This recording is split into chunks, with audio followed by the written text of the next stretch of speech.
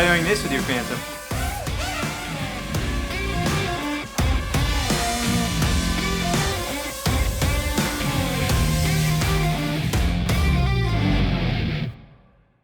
What's going on, guys? Dan Watson, Learning Cameras, and this is DJI's Tello drone, and it came out, actually the Tello has been out for a while, but this specific edition right here came out right when Avengers Endgame came out, and looking at this, it's actually Iron Man inspired, which I don't think they actually watched the movie before they released this drone, otherwise they might have picked a different character. I don't know if that's still a spoiler alert, but here it is, the DJI Tello Iron Man edition, and it's a lot of fun to fly. I've got a 5 and a 6-year-old kid, and they've really loved seeing me fly drones all the time, so I really wanted to get this, throw this in the air, see if they could fly it and have some fun with it. And for $100, it really might be something that's just fun to fly and fun to take out to the park. And that's what a lot of drones have become now, because there's so many restrictions and so many different areas that maybe this is the way we need to go in order to just have a good time at the park. So let's take a look at DJI's Tello drone to see if it's still worth $100. Honestly, my first question was how long did it take before I crashed it? And how did it hold up during the crash? And I will say it lasted about 20 seconds before I first crashed this thing into a wall. I crashed it like 5 times when I was making that intro. And this is a drone you will crash a lot, especially if you're flying it indoors. All those times I was flying indoors. This is a fun drone to fly indoors, especially when there's no wind or anything to get in the way, because it can't overpower some of those elements that well. And yes, it hits just fine into the wall. It usually falls into the ground. I've had no issues. I crashed it 2 times. My kids all have crashed it.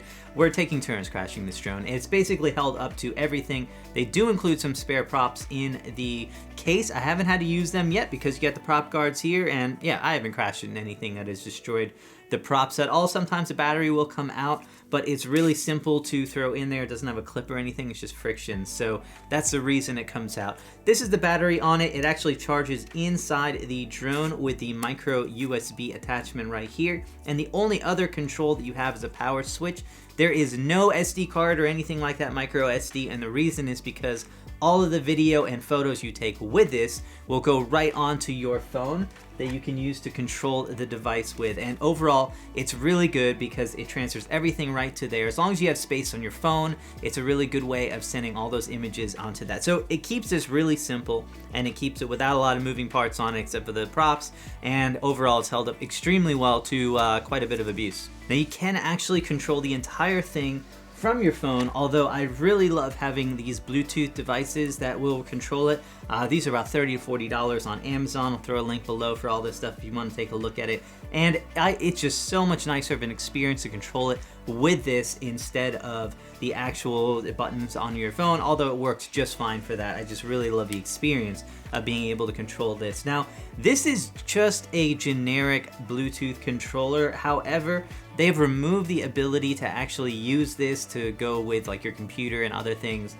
This GameSir version of this, they do make a generic version of this that you can use for PC games. I really wish that you could use this controller for both the drone and a lot of other stuff, but they've kind of separated it into 2 different versions. One for the Tello drone and the other for just whatever you want to use a generic Bluetooth controller for. So that kind of sucks. You're buying it just for the drone, so keep that in mind. But overall, it works pretty well, and I really like the experience of having this in here. A lot of the other features, like some of these buttons, they can't be controlled directly through the app, although, man, this thing is really customizable. You can download additional apps to control them and do custom controls for them and map some of these buttons to control different things of the aircraft. Even though we're kind of talking about a toy right here, it does have some intelligent flight modes on it. You have the ability to do some flips, you have some circle functions, a lot of other things like that. And honestly, the only 2 that are probably worth using are going to be the flips. You're going to use those all the time. However, they only work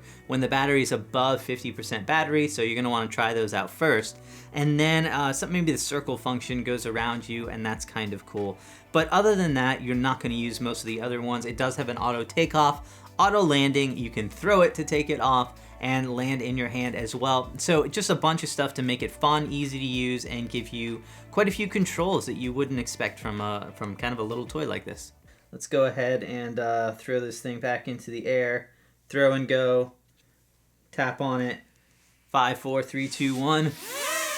And there we go, we're back up in the air. So yeah, this thing will recover really easily from just about anything that you throw at it. It stays remarkably still no matter what I do. I mean, you can hit this thing and it really just doesn't change positions that much. It comes right back to home. It does have some sensors on the bottom, which is really cool. And overall, it flies extremely well. It has a slow mode, which is great for these small areas. This is the most dangerous thing I've ever done.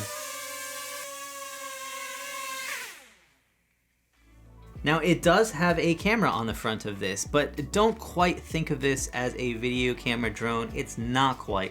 It's going to shoot 720p, and it's going to give you some high resolution images that you can get from this drone, but don't look for a lot of customization and settings. You're just not going to see that here. Other than exposure comp, that's basically it, and this is going to be worse than your average cell phone camera, so don't think of this as anything good. However, it does enable the stream to go right to the camera or right to your phone, and that allows you to kind of see what's going on as well.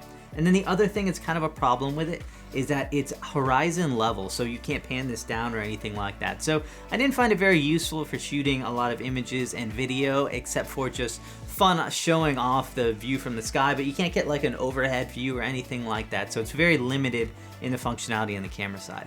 Now, initially when we flew this thing, we had a whole lot of fun. We flew it inside, we all laughed when we crashed it like 15 times. We took it outside. It was fun to fly outside, but there are three kind of limiting things that kind of take away from that fun factor. And one of those is going to be the battery life. I mean, you're looking at less than 10 minutes on this thing. And very quickly, once you get this thing up, those flight modes like flipping and that kind of stuff is going to go away. So on a single battery, you're going to notice that this is about a 5 to 8 minute fun toy drone before you need to change the battery on that. So whether or not you bring this out for that 5 minutes of enjoyment, or you stock up on batteries and start making this thing a little bit more expensive, that's up to you. But that was a deterrent for me, taking it out to a lot of different places. And then the other is going to be the range. So this is going to use Wi-Fi, and the signal is going to drop out pretty quickly. So about 100 feet away, I started losing that signal, and about 200 to 300 feet, depending on your signal, I started losing complete control of the drone. But the video signal goes out first, so as soon as that starts to go, you can kind of turn it back around. I wish that you were able to limit how far it went, because when my kids were flying, they would just fly in a straight line until basically the signal ran out. And it would be great if it would just stop it before that,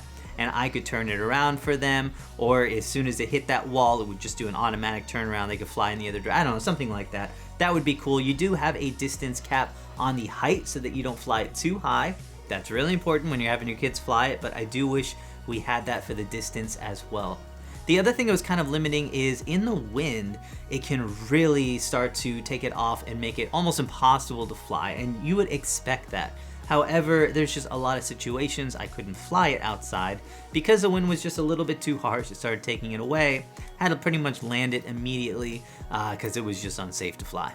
So if you guys want to actually get one of these, I'm going to go ahead and give it away. So this one will be in the mail to you shortly. As soon as the video hits 500 likes, I will select someone from the comments. So go ahead and leave a comment. Tell me why you want the drone, something about the channel, say hi, whatever you want to do. And I will look one of you guys up as soon as it hits 500 likes. So be sure to like and sub, and you'll go ahead and get one of these from me. It's going to be US only just because I don't think I can ship this overseas very easily. So go ahead and leave a comment. Tell me why you want this. Say hi, something about the channel, whatever you guys want. And I will look you up and give one of these to you as soon as that video hits 500 likes. So please like and sub, and I'll see you real soon. Thanks for watching, guys. Some cool stuff coming up real soon, and appreciate you guys being a part of the channel.